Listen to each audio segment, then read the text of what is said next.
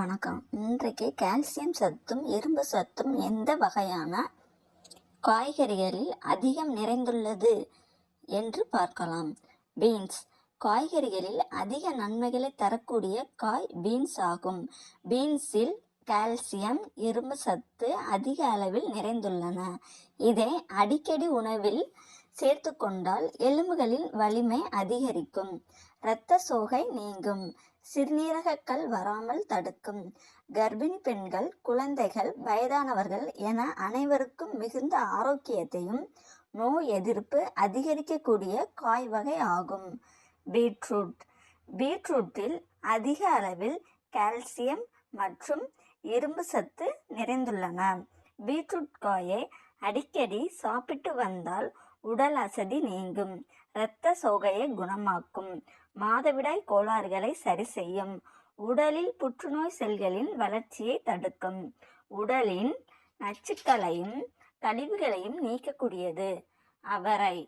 எலும்புகளின் வலிமையை அதிகரிக்கக்கூடிய ஒரு சிறந்த காயாகும். அவரைக்காயில் உள்ள இரும்பு சத்து இரத்தத்தை உற்பத்தி செய்யும் தன்மை கொண்டது, சிறுநீரகத்தை பாதுகாக்கும் ஆற்றல் உடையது. வெண்டைக்காய். வெண்டைக்காயில் கால்சியம், இரும்பு சத்து, விட்டமின்கள், ஃபோலிக் ஆசிட் என எண்ணற்ற ஊட்டச்சத்துகள் நிறைந்துள்ளன. வெண்டைக்காயை வாரம் 3 முறை சாப்பிட்டு வந்தால் எலும்புகள் பலமாகும், இரத்த சோகை குணமாகும், சர்க்கரை நோய் கட்டுப்படும், உயர் இரத்த அழுத்தம் குறைய தொடங்கும், மலச்சிக்கல் தீரும். தேங்காய். தினமும் சில தேங்காய் துண்டுகளை அப்படியே பச்சையாக சாப்பிட்டு வந்தால் எலும்புகளின் அடர்த்தி அதிகரிக்கும், உடலில் கெட்ட கொழுப்புகளை கரைக்கும், வயிற்று புண்களை ஆற்றும்.